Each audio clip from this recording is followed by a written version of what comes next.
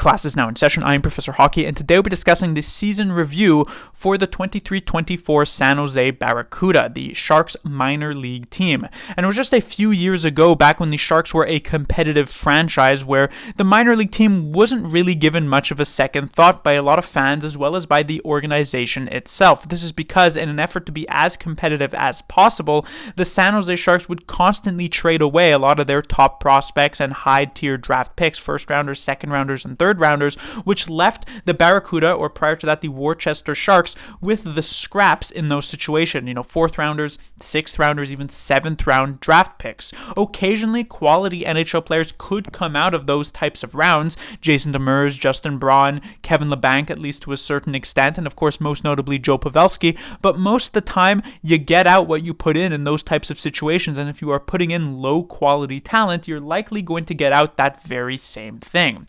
Occasionally, a fourth round or a fourth liner or a bottom pairing defenseman could squeak into the main NHL squad, but more often than not, it was mostly AHL journeymen who would come out of the team every single year. Now, this was perfectly fine for the Barracuda/Worcester Sharks themselves, because it is not necessarily that young elite talent that wins AHL championships, but AHL veterans play a very big role in that situation, and these types of players are quite numerous and can just be signed in free agency, which is why the minor league team actually still had a decent amount of success even while their main squad was so successful. You could just pick up a few of the known quantities at that level. Roy Sommer was given the freedom to do pretty much whatever he wants in this very, very long tenure with the Sharks minor league squad, and so they could occasionally make the playoffs, maybe even win a round or two, though they'd never actually end up with the championship.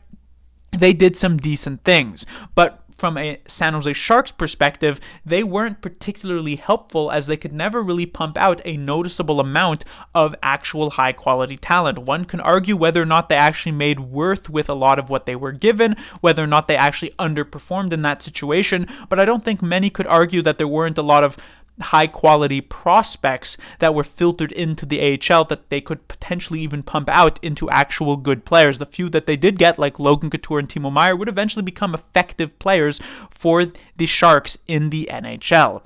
Having said all that, considering the San Jose Sharks have now fallen off over these last few years, a much closer eye is kept on the San Jose Barracuda, because it is expected to play an integral role in getting the San Jose Sharks back to that competitive level. Pretty much every single prospect that the Sharks have will at some point play at least a handful of games, most likely, with the San Jose Barracuda. So they are giving a big focus. In fact, coming into this season, Mike Grier explicitly said that one of their goals for this season is for the San Jose Barracuda to improve. Did that happen? Nope. In fact, they actually ended up being worse than they were last year, with a record of 24, 34, and 14. That is last place in their division and 30th place in the entire league. Third last in the league, compared to last season, where they again did miss the playoffs, but they were quite borderline being able to make it as 8th place in the Pacific Division when the top 7 teams make it. In fact,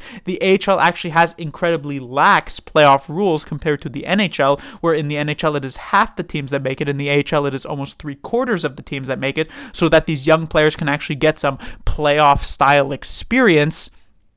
Even then, the Barracuda are struggling to be able to qualify for that postseason. And this year being a step back after it was supposed to be a step forward is not a very good situation, especially when you consider the fact that a lot of people will give the argument for a reason for why these young players shouldn't be playing with the main organization, for why they shouldn't be playing with the San Jose Sharks, is because you don't want them around a losing environment. Considering the fact that the second option, which is the Barracuda, is also a losing environment, it's kind of a lose-lose situation for the Sharks when it comes to where their prospects should end up playing. I should also mention on top of that there is a major difference between the NHL and the AHL. You see, the San Jose Sharks were specifically constructed to lose games from a Mike Grier standpoint. This is because there is an incentive to do so in the NHL, which is the best possible odds at the draft lottery at the end of the season. So the Sharks getting last place is obviously not a great thing, in the sort of in the short term where you're trying to enjoy those games, but in the long term, it's actually a benefit for the organization because they might get a good chance at drafting Macklin Celebrini at the entry draft in a couple of months' time. In the AHL, no such reward actually exists. If you finish third last like the Barracuda did, the only thing that you've learned and gained from that experience is that your team is very, very bad. On top of that, it should also be mentioned that many people talk about the parity in the NHL, how the best of teams could be put to the challenge by the worst of teams, but realistically, it feels as though parity is somewhat overstated in the NHL. Maybe in the regular season, such a thing can be true, but it is quite clear that the best teams are significantly better than the worst teams. If you were to take the San Jose Sharks and put them up in a playoff matchup against a team like the Avalanche, the Dallas Stars, the New York Rangers, they would lose that series 4-0 10 times out of 10, and it would not be particularly close. This is because there is no skill ceiling in the NHL. The NHL is the best league in the world. And so naturally, the best players in the world will play there. Players like Connor McDavid and Nikita Kucherov will put up 100-assist season, things that very rarely have been done in the history of the NHL. And so when you compare that to like fourth liners like a Ryan Carpenter or a Justin Bailey, Connor McDavid could put up more points in one game than either of those players could have in an entire season. That is just how astronomical the skill difference is between those two players. And so you could imagine how that would lead to an astronomical skill difference in between two different teams. Such a thing does not exist in the AHL. One would think that the AHL would actually have much more parity than the NHL itself, because there are no overwhelming, so great players in the AHL. This is not because that the AHL is so much more difficult to score in. That's why there's only a handful of point per game players and only by a slim margin of a couple of points, but more so that if a player was in the minor leagues putting up 50 goals, 100 points, they would simply just be called up to the NHL for their services there. And so there is a certain cap on the skill level that you could have of players in the AHL, which should naturally lead to teams being clustered much closer together. Now, of course, having said that, a team does have to finish 32nd place. You can't just have a bunch of 16th place teams in the AHL, so someone does have to be dead last. The Barracuda ended up being those someones, but the fact that this Mike Grier specifically made it a focus for the Barracuda to be good this season compared to a lot of other competitive franchises in the NHL who, like the Sharks in the past, likely haven't paid much of a second thought to many of their minor league teams, you would think the Barracuda should have been able to have more success than they did this season. And this could theoretically come down to coaching. When it comes to the San Jose Sharks, they made the tough decision to fire their head coach David Quinn just a few days ago. And this is considering the fact that even the best of coaches could not have brought the San Jose Sharks particularly far out of the basement, but because a lot of the losses in the way that they were handled from David Quinn's perspective, his services were let go. However, Mike Grier at the same time also confirmed that John McCarthy and his coaching staff for the Barracuda would be back next season, even though the team actually got worse from one year to the next, which should never happen when you're not explicitly planning for that situation.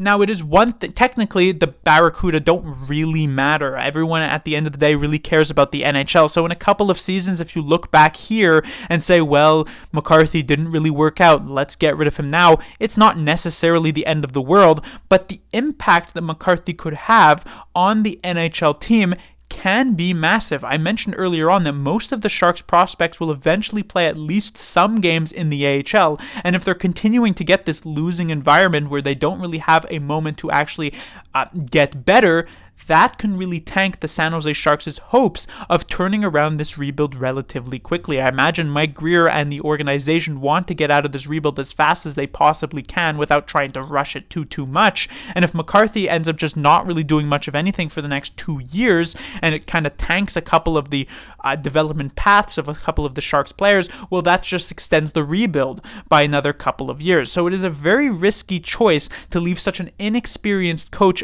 like John McCarthy as the head of the San Jose Barracuda when we already have first-hand evidence that it is not leading to any sort of success for this organization. there have been players who have managed to make the jump from AHL to NHL. William Eklund, even though that's not necessarily a super impressive thing, because that's kind of just an inevitability. William Eklund was just that good that it was unlikely that his development path would be tanked by any sort of performance in the AHL. But I guess Thomas Bordeleau might be a slightly better example. Having played a lot of time in the AHL, he has managed to recently make a pretty successful jump, I would say, to the NHL. But there are multiple other Sharks prospects like Tristan Robbins, Ozzy Weisblatt, Brandon Coe, who had at least some hope in the AHL, who have not really panned out and likely never will. And so with talent like Philip Biestet, Quentin Musty eventually coming over these next couple of years, if that same situation does occur, that could be a very bad case for the San Jose Sharks. But moving on into the actual season itself, let's discuss a few of the players on the San Jose Barracuda who could potentially factor in to the San Jose Sharks' plans as soon as next season. Now, this is not a list of the Barracuda's leading point scorers, as there are a few kind of veteran types of guys, Scott Sabarin, Nathan Todd, who did put up a good amount of points, but these are older AHL type of veteran players who are not going to be factoring in for the San Jose Sharks, and as such don't really bear all that much of a mention. Instead, I'm focusing on 3 players here for the San Jose Barracuda who played, in fact, a couple of games in the NHL as well this past season. So the first of which will be Danil Gushchin. 56 games played, 20 goals, 34 assists for 54 points. As I mentioned earlier on, there are not that many point per game players in the AHL because most of them would eventually just get called up to the NHL. So there's only a small handful, and Danil Gushchin, while not quite at that level, came very, very close, even though he missed a large handful of games due to injury. 54 points in 56 games is pretty close. And so he did play a few games, a couple of games, I should say, maybe, for the San Jose Sharks this past season, most notably the last 2 games of the season, which the Sharks pretty much forgot that they were even playing, so it was just a disastrous effort for pretty much the entirety of the team. Danil Gushchin, I guess, somewhat included, though in that game against the Edmonton Oilers, he actually played relatively well, managing to even score a goal. In fact, generally, in the very few games that Danil Gushchin has played in the NHL, he has frequently managed to actually find himself on the score sheet, which is a pretty good thing to say about a player who really wasn't given all that much time on ice in the games that he actually did participate in. And so the major question becomes whether or not Danil Gushchin will actually manage to make the team next season. It's hard to necessarily pinpoint whether or not he will, because he's still behind multiple names on the San Jose Sharks depth chart, and it remains to be seen whether or not players like Will Smith or Quentin Musty might actually make the transition to the NHL next season. If they do, can the Sharks justify having William Eklund and Fabian Zetterlund and Thomas Bordeleau and perhaps Colin Graff and perhaps Quentin Musty and perhaps Will Smith, all of these young players filling out their forward roster without those veteran touches to try and keep them somewhat in check? If that is indeed the case, and a lot of these other higher up in the depth charts players end up making it to the team, it's hard to imagine Danil Gushchin ends up finding a spot, and perhaps he might end up back in the AHL. And this is slightly worrying. There was in fact a rumor this past season that Danil Gushchin might end up going back to the KHL, and while he himself denied such a rumor's validity, there is a history of this happening over the past couple of years with the San Jose Sharks. Sasha Chmelevski left to the KHL, Leon Gawanke went overseas, so did Martin Kaut, so it wouldn't necessarily be completely out of the ordinary if a player with the San Jose Barracuda who wasn't given a chance to play in the NHL were to make that jump, and that would be a pretty big loss for the team since, like I said, Gushchin has been performing very, very well point scoring wise with the Barracuda, so we shall see what ends up happening next season with him.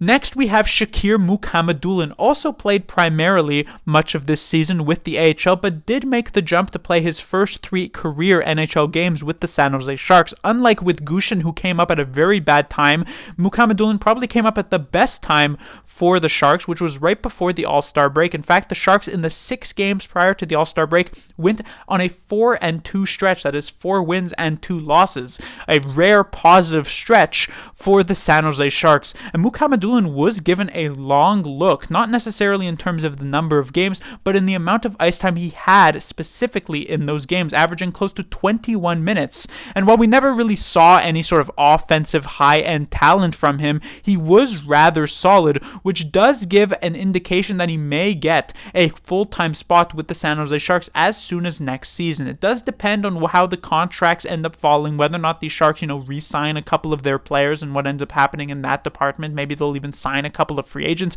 But realistically, Shakir Mukhamadullin will almost certainly, unless his training camp actually goes completely horribly wrong, will almost certainly have a spot penciled in at least right at the start of the season, and we shall see where he goes from there. It'll likely end up as a Thomas Bordeleau type of experiment where as long as he continues to play well, he'll continue to maintain a spot in the lineup, but it'll be on thin ice, so to speak. And then we have Jack Thompson, another defensive prospect for the San Jose Sharks. He only played 16 games for the Barracuda. This is because he was acquired in the Anthony Duclair trade from the Tampa Bay Lightning. He also had a couple of games in the same exact situation as Danil Gushchin, which means it was not all that pretty to watch, and especially since Thompson is a defenseman, he was much more exposed to the good teams that the Sharks were playing against compared to Danil Gushchin, so he got slightly more embarrassed, so to speak, and it was hard to really get much of a read on Jack Thompson, I would say, but he showed a couple of good things, but I don't think enough to really surpass Mukhamadullin on the depth charts, and considering the San Jose Sharks are likely already going to be pretty squeezed on the defensive end, even if we consider Mukhamadullin being barely being able to make it, I don't think Thompson will actually end up factoring into the San Jose Sharks unless some major changes end up coming and they get rid of Benning and they get rid of Addison and they get rid of Ruda and they get rid of Burroughs and all of these players, and you're only really left with Ferraro, Benning, and Henry Thrun in that department. Then maybe Thompson can make the jump, but I'm not quite sure it'll happen. Then we get to the goaltenders for the San Jose Sharks. This is a pretty interesting situation, as the Sharks will head into next season most likely with the tandem of Mackenzie Blackwood and Vitek Vanacek, but both of them are on the final years of their contracts, which means there is a very high chance that one of them gets traded, either as late as the trade deadline, but perhaps even earlier than that, perhaps even at the NHL entry draft coming up in a month's time. At that point, there is a potential opening for the Sharks. It is likely that they will maintain the services of Devin Cooley, considering just the general story that he has with the San Jose Sharks, having grown up in the area, and the fact that he had some okay outings with the team near the end of this season. But besides that, the Sharks really do need to make a decision of who will end up being their major AHL starting goaltenders next season, and who could perhaps become at least somewhat factors in the NHL over the next couple of years as well. And they've got three options currently sitting in the AHL. That is Magnus Krona, Georgi Romanov, and Eetu Makiniemi. All three of these goaltenders got a relatively decent amount of games this past season. Krona led the way with 31 games played, but he didn't really win a lot of them, and his stats not particularly good either. 3.49 and a .894 save percentage. Krona, on top of that, was actually the goaltender noted here who played the most amount of NHL games this past season as well, and his performances in those did leave a lot to be desired. His stats, though in a small sample size, were very, very bad. On the other hand, both Romanov and Makiniemi, especially on teams as bad as the San Jose Barracuda were, actually had relatively decent stats. 29 games played for Romanov with 9 wins, 18 games played for Makiniemi with 8 wins. Both of them had a goals against average of 3.14, and both of them had a save percentage of 900, and in the case of Romanov, actually a 9.904, which these days is actually quite average in the NHL. And like I said, because the Barracuda were so bad and giving up tons of goals, the fact that both of these goaltenders ended up maintaining decent stats is pretty impressive. It should also be noted that Romanov did get a couple of looks at the end of this past season, mostly in relief in those games against the Edmonton Oilers and the Calgary Flames, only let in 1 goal in those 2 games, but because they were relief performances, you can't really put as much of an emphasis on them as you could if he actually had started those games. And then when it comes to Makiniemi, while he did not play for the Sharks this season, he did get some action last year where he was actually pretty good.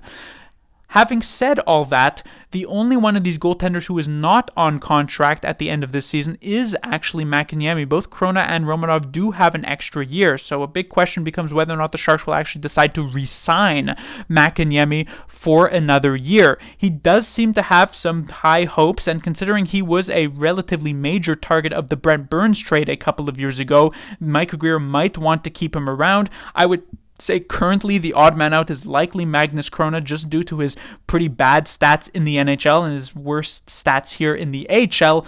But if he's under contract, I don't know how the Sharks will get rid of him, so it is very possible that the Sharks will again go into next season rolling with 3 AHL goaltenders, and it does also depend whether or not Vanacek and Blackwood are both kept around to start the season, and then what happens with Devin Cooley. But that'll do it for this San Jose Barracuda review.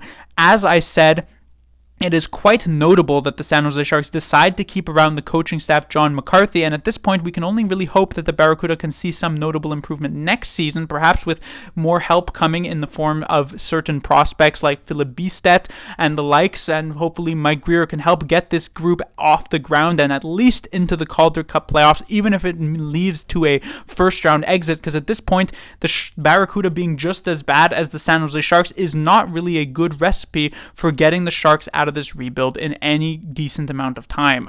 Class dismissed.